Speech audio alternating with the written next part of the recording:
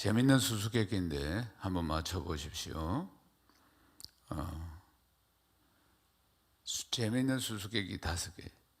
재수 없는데 재수 있다고 하는 것은 뭡니까? 재수 없는데 재수 있다고 하는 것은 대입낙방입니다. 재수 없는데 재수 있다고 하는 거. 그리고 또 재수 없으면 받게 되는 수술이 뭡니까? 재수술입니다. 절대로 울면 안 되는 날은 무슨 날일까요? 중국집 쉬는 날입니다. 울면 안 됩니다. 정말로 먹고 살기 힘든 사람은 누굴까요? 위장병 환자입니다. 죽일래, 이제 이번에 한번 맞춰보십시오.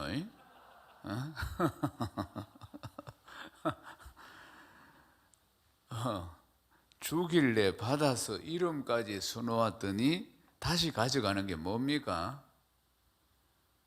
시험지입니다. 네, 오늘은 빵점입니다. 모두 다. 오늘 설교 말씀, 나에게 주시는 말씀으로 아멘하고 받으면 역사가 일어날 줄 믿습니다. 2006년도에 나온 책 중에 깨진 유리창 법칙, 이런 책이 있습니다. 저도 2006년도에 이 책이 나왔을 때 읽고 감동을 많이 받았어요. 지금도 가끔씩 제가 이 책을 보기도 합니다. 지금도 사람들은 이 책 이야기를 합니다. 시간이 꽤 흘러갔습니다만은 이 책에 나오는 이론들이 굉장히 설득력이 있기 때문인 것입니다. 책에 나오는 애화를 하나 소개하면 이렇습니다. 이 책에 나오는 애화 하나 자체가 바로 깨진 유리창 이론을 만든 겁니다. 스탠포드 대학의 심리학 교수인 필립 짐바르도, 이 짐바르도라는 교수가 이제 실험을 한 겁니다. 그러니까 좀 이렇게 치안이 별로 좋지 않은 지역에 차를 2대 갖다 놓고 실험을 했습니다. 똑같은 차인데 번호판을 떼고 하나는 유리창이 깨졌고 유리창 하나는 그냥 멀쩡한 차입니다. 그리고 2대를 이렇게 같은 곳에 이렇게 주차를 해놨어요. 실험을 하는데, 근데 하나는 유리창이 하나 깨졌고 하나는 깨진 유리창이 없는 것이죠. 그런데 보니까 시간이 지나면서 이 2 차가 완전히 결과가 다른 거예요. 깨진 유리창이 하나 깨진 곳에는 그러니까 절도, 파손 이런 것이 계속 일어났어요. 그러니까 차에 있는 배터리도 빼가고 핸들도 빼가고 타이어도 빼가고 다 빼가고 나중에는 도둑질 해갈 게 없으니까 차를 파손시키고 이런 일들이 일어났다는 것이에요. 그렇지만 한쪽에 유리창이 깨어지 않는 이 차는 그렇게 큰 손해가 없는 것이에요. 그러니까 이 유리창 하나가 깨어졌다는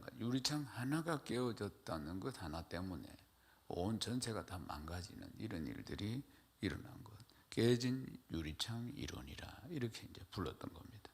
사랑하는 여러분, 이렇게 한두 가지를 가지고 사람을 판단하거나 또 영업을 하거나 사업을 하거나 뭘 하든지 다 마찬가지인데, 세상이 우리 그리스도인을 판단하는 것도 역시 마찬가지라는 것입니다.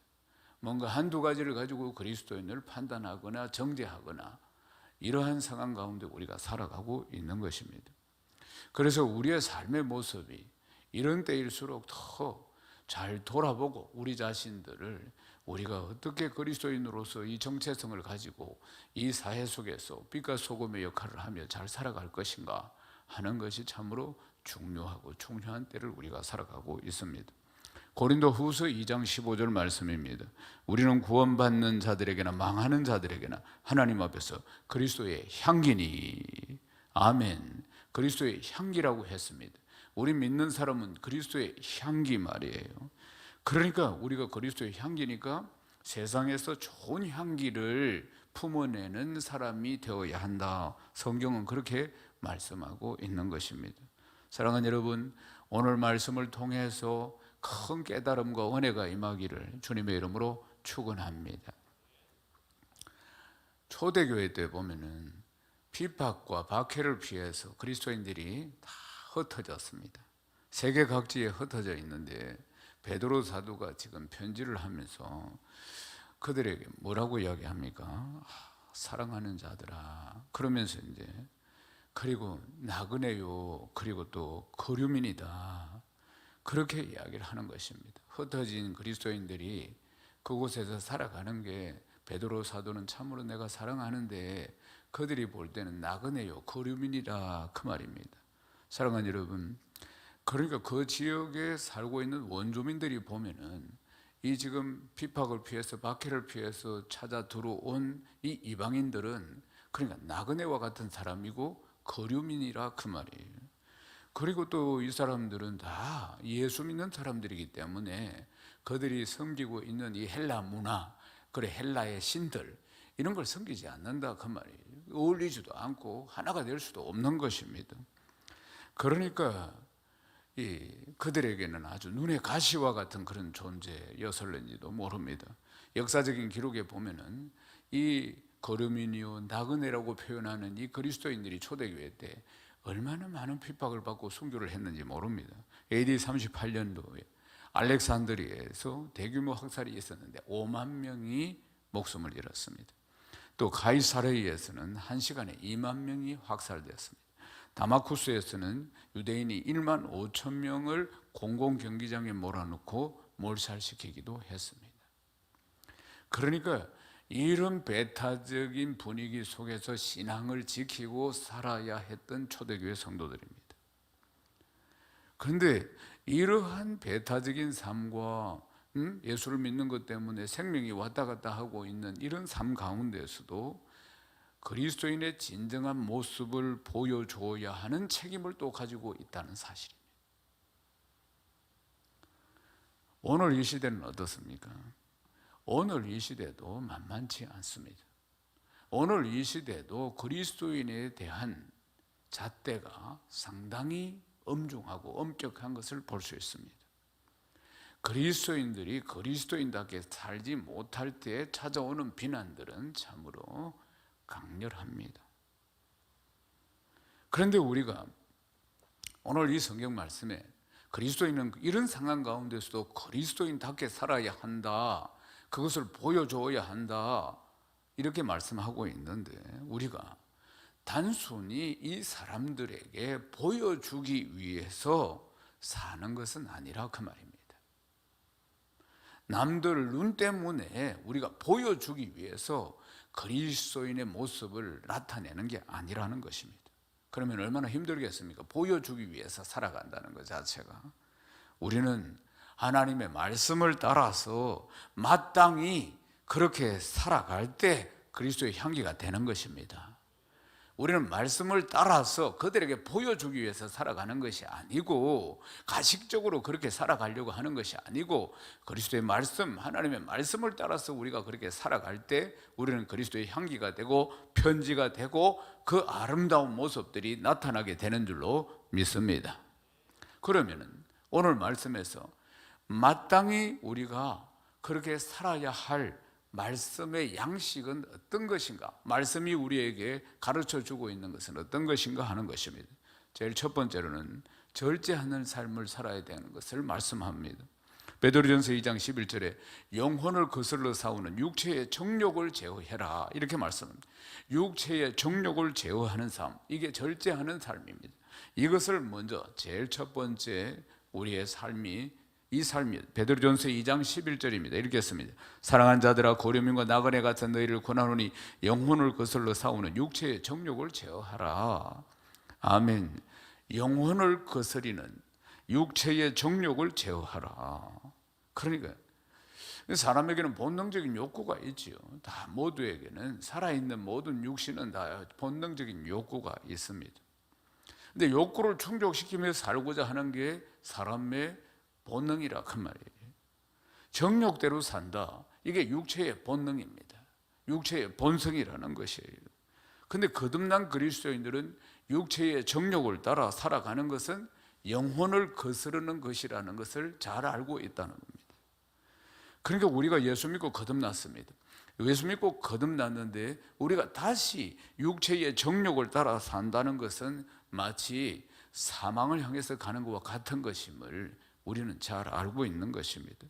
이것이 하나님과 멀어지는 얼마나 큰 아픔인지, 또 하나님과 멀어지는 것이 또 우리 안에 얼마나 큰 아픔이요 또 진통인지 우리는 잘 아는 것입니다. 로마서 13장 14절 읽겠습니다. 오직 주 예수 그리스도로 옷 입고 정욕을 위하여 육신의 일을 도모하지 말라. 아멘. 오직 주 예수 그리스도로 옷 입고, 그리스도로 옷 입고 정욕을 위해서 육신의 일을 도모하지 말라, 그렇게 말씀합니다. 그러니까 우리에게 그리스도의 옷을 입어야 한다. 그리스도의 옷을 입는다는 것이 무슨 뜻일까요? 그리스도께서 내 삶의 주인이 되셔서 그분을 따라서 그분의 경건한 삶을 따라 살아가는 것이 바로 그리스도로 옷 입는 것입니다. 아멘이십니까? 그분의 경건한 삶을 따라가는 것, 그분이 내 인생의 주인 되셔서 그분의 경건한 삶을 따라가는 것이 바로 그리스도의 옷을 입는 것입니다. 정욕을 위해서 육신의 일을 도모하는 삶이 아니라 그리스도로 옷 입고 그리스도의 영광을 위해서 살아가는 삶을 살아가시기를 주님의 이름으로 축원합니다. 그 다음 두 번째는 보면 그리스도인으로서 마땅히 따라야 할 삶의 양식은 선을 행하는 삶이라고 말씀합니다. 베드로전서 2장 12절 말씀 읽겠습니다. 너희가 이방인 중에서 행실을 선하게 가져 너희를 악행한다고 비방하는 자들로 하여금 너희 선한 일을 보고 오시는 날에 하나님께 영광을 돌리게 하려 함이라. 아멘. 초대교회 성도들은 흩어진 나그네 그리고 이방인이었습니다. 그들이 살고 있는 지역은 헬라 문화, 헬라 신을 섬기고 있는 지역 아니겠습니까? 흩어진 나그네들은 믿음 지키기 위해서 흩어졌는데 그들의 관습이나 그들의 풍습이나 그들의 신을 따르는 것 하지 않습니다. 오직 한 분, 하나님 한 분만을 섬깁니다. 오직 예수 그리스도를 나의 구주로 영접한 하나님의 백성들입니다. 그러니까 그 지역에 원래 살고 있던 토착민들이 볼 때는 이방인들이 왔는데 보니까 그들의 관습을 쫓아가지도 안 하고 그들의 신을 섬기지도 안 하고, 그러니까 탐탁하지 않는 것이에요. 어울리지 않으니까 탐탁하지 않습니다. 그래서 그것 때문에 마음에 들지 않으니까 이 들어온 나그네들을, 들어온 거류민들을, 즉 그리스도인들을 중상모략을 하는 것입니다. 그러니 초대교회 때 가장 큰 중상모략이 뭐냐? 그러니 AD 1세기 때, 그러니까 주님이 떡을 떼시면서 이것은 내 살이다, 잔을 주시면서 이것은 내 피다, 이렇게 말씀하셨어요. 그러니까 성찬식을 하잖아요. 성례식을 행하는 이것을 이방인들이, 우리가 그리스도인들이 행하는 것을 이 원주민들이, 토착민들이 어떻게 이해를 했느냐면은, 그리스도인들은 사람의 살을 먹고 짐승의 피를 먹는다, 그러니까 그렇게 소문을 했다, 그 말입니다. 또 남녀가 함께 모여서 건친상간한다, 그렇게 비난하고 모함했던 것입니다. 그러니까 끔찍한 행악자들의 집단이 바로 그리스도인의 집단이었어요. 이런 소문들이 나면서 말이에요. 그래서 비두니아 총독 폴리나가 이런 비방을 듣고 그대로 그걸 다 믿고 그리스도인을 잡아서 전부 다 모질게 고문하거나 죽이거나 그렇게 했다는 사실입니다. 그러니까 너무나 참으로 억울한 모함들 아니겠어요? 완전히 원색적인 비난들 아닙니까? 근데 이 흩어진 나그네 된 이 그리스도인들은 이런 문제들 때문에 흩어져서 고향을 떠나서 살고 있으면서 이런 핍박을 받고 이런 모함을 받고 하면서 점점 더 피폐해져 가는 것입니다. 그런데 베드로 사도는 억울하게 핍박을 받고 모함을 받고 억울하게 고난을 당하고 있는 그리스도인들에게 오히려 선한 행실로 하나님께 영광을 돌려야 한다, 이렇게 말씀하고 있는 것입니다. 선한 행실로 하나님께 영광을 돌려야 한다. 우리 주님께서 가르쳐 주신 것입니다. 마태복음 5장 16절 말씀입니다. 이같이 너희 빛이 사람 앞에 비치게 하여 그들로 너희 착한 행실을 보고 하늘에 계신 너희 아버지께 영광을 돌리게 하라. 아멘. 나의 억울함을 해결하기 위해서 보복을 하거나 이렇게 하면 안 된다는 것이에요. 착한 행실로 나아가야 된다. 착한 행실로 나아가서 하나님께 영광을 돌려야 한다, 이렇게 말씀하는 것입니다. 참으로 어려운 일입니다. 어려운 일이에요. 누군가 나를 모함하고 누군가 나를 비방하고 누군가 나를 오른밤을 때렸는데 그런데 내가 왼 뺨을 돌려대기가 쉽겠습니까? 나 역시 그 사람의 뺨을 때리고 싶고, 나 역시 변명하고 싶고, 나 역시 그 사람이 나쁜 사람이라고 이야기하고 싶은 거 아니겠습니까? 이게 인간의 본능 아니겠습니까?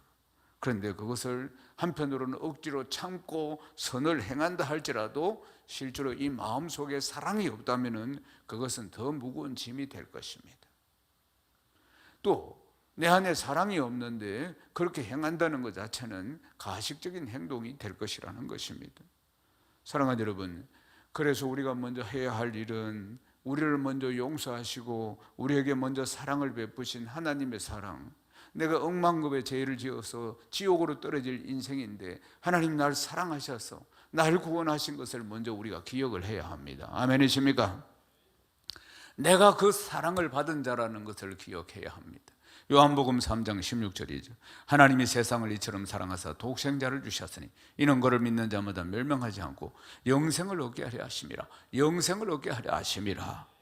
우리가 먼저 이 사랑을 받았다는 걸 기억해야 합니다. 우리가 먼저 이 사랑을 받았고 우리가 먼저 이 용서를 받았다는 것 아닙니까? 이 사랑과 이 용서를 받아서 오늘 우리가 그리스도인의 삶을 살고 있는 것입니다. 이것을 기억해야 하는 것이에요. 내가 먼저 용서받았고 내가 먼저 사랑받았다는 것을, 그것도 무한한 용서와 무한한 사랑을 받았다는 것을 기억해야, 그래야만이 미움을 미움으로, 억울함을 보복으로 갚으려고 하는 것을 오히려 복을 빌어주는 것으로 바꿀 수 있다는 것입니다. 선을 행함으로, 사랑함으로, 사랑과 용서의 본을 보여주신 주님의 삶을 우리의 삶을 통해서 보여주는 것입니다. 우리를 비방하고 우리를 어렵게 하고 우리를 힘들게 하는 사람들이 있는 곳에서 오히려 우리가 베푸는 선이, 우리가 베푸는 사랑이 더 크게 나타나게 되는 것입니다.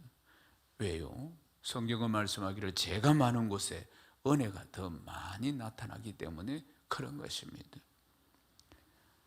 그리스도인으로 우리가 이 세상에 살아간다는 것은 불이익을 당하거나 억울한 일을 당하거나 이런 일들이 생각보다 참 많습니다. 그리스도인이기 때문에 참 덕을 세우기 위해서 또 양보해야 할 일들도 참으로 살다 보면 많습니다. 그렇지만 죄가 더한 곳에 은혜가 넘칩니다. 죄가 많은 곳에 은혜가 넘치는 것입니다. 우리가 모든 억울함과 분내는 상황을 이기고 도리어 선을 행할 때 이것을 변화시키고 도리어 복이 되게 하시는 하나님의 은혜가 그곳에 더 크게 임할 줄로 믿습니다. 그 다음 세 번째는 우리에게 말씀하고 있는 게 순종하는 삶입니다. 베드로전서 2장 13절입니다. 인간의 모든 제도를 주를 위하여 순종하되 혹은 위에 있는 왕이나 혹은 그가 악행하는 자를 징벌하고 선행하는 자를 보상하기 위하여 보낸 총독에게 하라. 이 말씀은 좀 어려운 말씀입니다. 이 말씀을 그냥 액면 그대로 읽어보면은 우리가 세상에 순종해야 하는가? 이렇게 들려올 수 있습니다. 세상에 순종한다는 것이 세상이 추구하고 있는 온갖 탐심을 따라 살아가는 것인데, 그런데 분명히 육신의 정욕대로 살아서는 안 된다, 분명히 우리에게 가르쳐주고 있습니다. 그렇다면 우리가 인간이 만든 이 모든 제도, 왕, 총독 어떻게 우리가 순종할 수가 있겠습니까? 이 순종이 무슨 뜻이겠습니까? 그러니까 이 땅의 왕을 통해서, 총독을 통해서 제도를 만드시고 그들을 그 자리에 두신 하나님의 뜻에 순종하라는 것입니다. 하나님의 뜻에 순종하라는 것입니다. 하나님의 뜻에 순종하라는 것입니다. 아멘이십니까? 세상에는 이유 없이 존재하는 것은 아무것도 없습니다. 그러니까 오늘 있다가 내일 아궁이에 던져질 덜풀 하나도 다 하나님이 입히시기에 존재하는 것입니다. 덜풀 하나도 하나님이 다 입히시기에 존재하는 것이에요.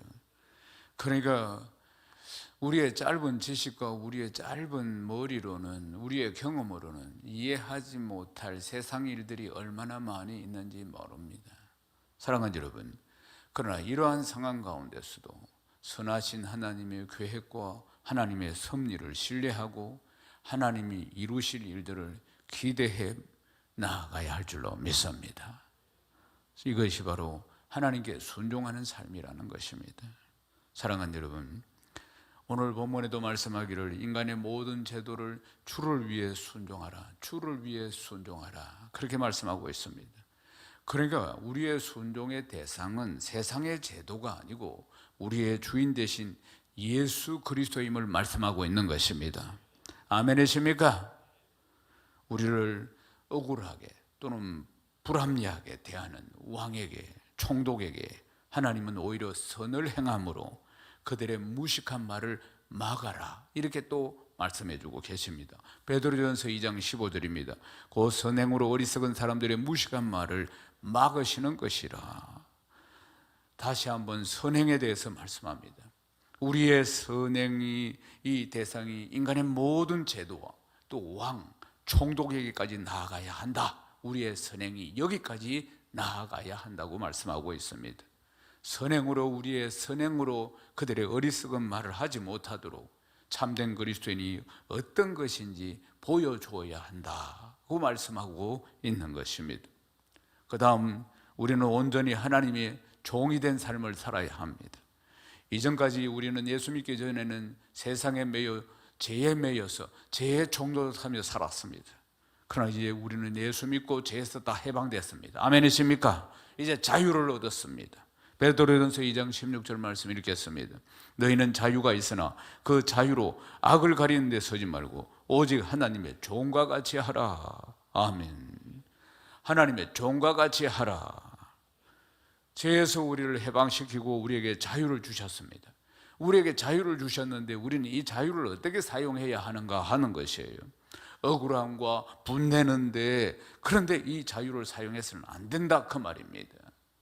우리에게 자유가 있는데 그 자유로 악을 가리는 데 서지 말고 오히려 하나님의 종이 된 것 같이 하나님께 순종함으로 우리의 삶의 진전 나아가야 함을 말씀하고 있는 것입니다. 아멘이십니까?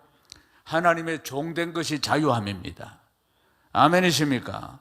하나님께서 죄로부터 우리를 자유케 하셨습니다. 그러니까 하나님은 하나님의 종이 되는 것이 우리가 자유를 누리고 해방을 누리는 것입니다. 그것이 하나님께서 우리를 도구로 사용하시기 때문인 것입니다. 갈라디아서 5장 13절 읽겠습니다. 형제들아, 너희가 자유를 위하여 부르심을 입었으나 그러나 그 자유로 육체의 길을 삼지 말고 오직 사랑으로 서로 종노릇하라. 아멘. 하나님께서 우리에게 자유를 주셨는데 이 자유를 육체의, 그러니까 죄를 짓는 기회로 삼으면 안 된다, 그 말입니다. 육의 것을 사용하는데 이 자유를 사용해서는 안 된다, 그 말입니다. 무슨 뜻입니까? 내 자신을 위해서 이 자유를 사용해서는 안 된다는 것입니다.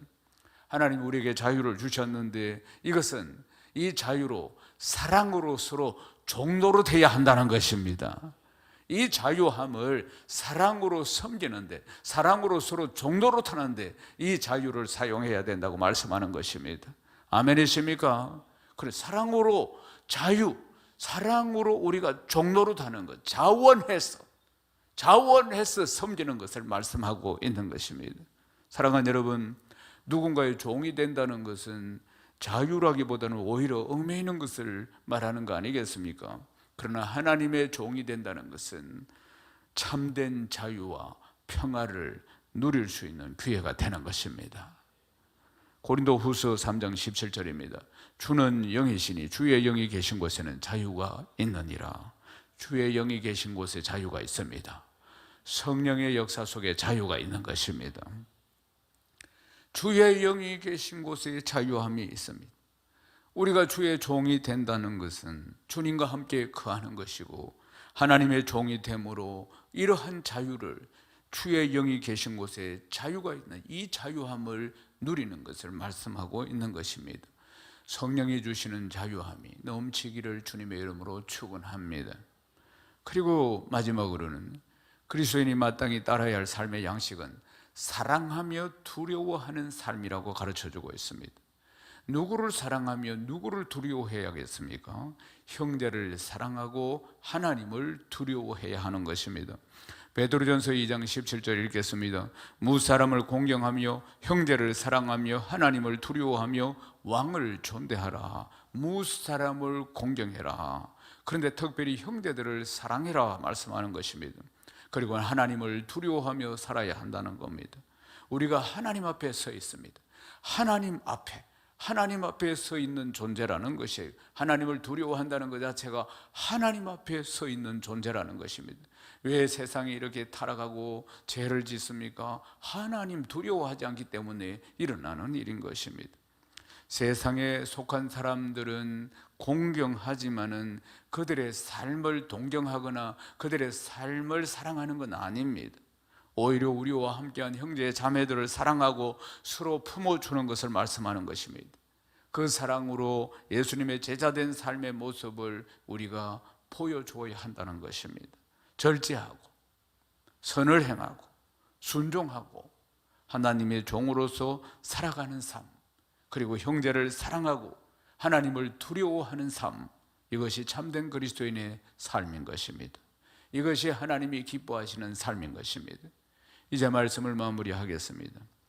우리도 여전히 초대교회 성도들처럼 나그네 인생을 살아가고 있습니다. 우리는 나그네처럼 이 땅에 잠시 잠깐 살다가 그리고 하나님 부르시면 본향으로 다 돌아갈 것입니다. 그리스도라는 이유 때문에, 예수 믿는다는 것 때문에 사람들이 이 모양 저 모양으로 우리를 평가하려고 합니다. 이럴 때 우리가 믿는 자로서 본을 보여야 하는데 우리는 오늘 말씀을 잘 붙들어야 합니다. 성경이 가르쳐 주는 것, 우리에게 지침으로 가르쳐 주는 것을 붙들고 우리가 그렇게 살아야 하는 것입니다. 어떤 삶이 본이 되는 삶인지, 어떤 삶이 빛이 되는 삶인지 우리에게 가르쳐 주고 있습니다. 절제하는 삶, 선을 행하는 삶, 순종하며 하나님의 종으로 살아가는 삶, 형제를 사랑하며 하나님을 두려워할 줄 아는 삶, 이 삶이 바로 본이 되는 삶인 것입니다. 이 삶 성령의 능력으로 감당하는 것입니다. 아멘이십니까? 성령께서 힘을 주셔야 합니다. 성령의 능력으로. 아멘이십니까? 그래서 기도하는 것입니다. 이렇게 살아갈 수 있도록 성령이 힘 주셔야 하는 것입니다. 우리의 모든 삶을 통해서 그리스도의 참된 모습을 세상에 보여주는 그리스도의 편지, 그리스도의 향기된 삶을 살아가는 성령의 능력으로 그렇게 살아가는 복된 성도 되시기를 주님의 이름으로 축원합니다.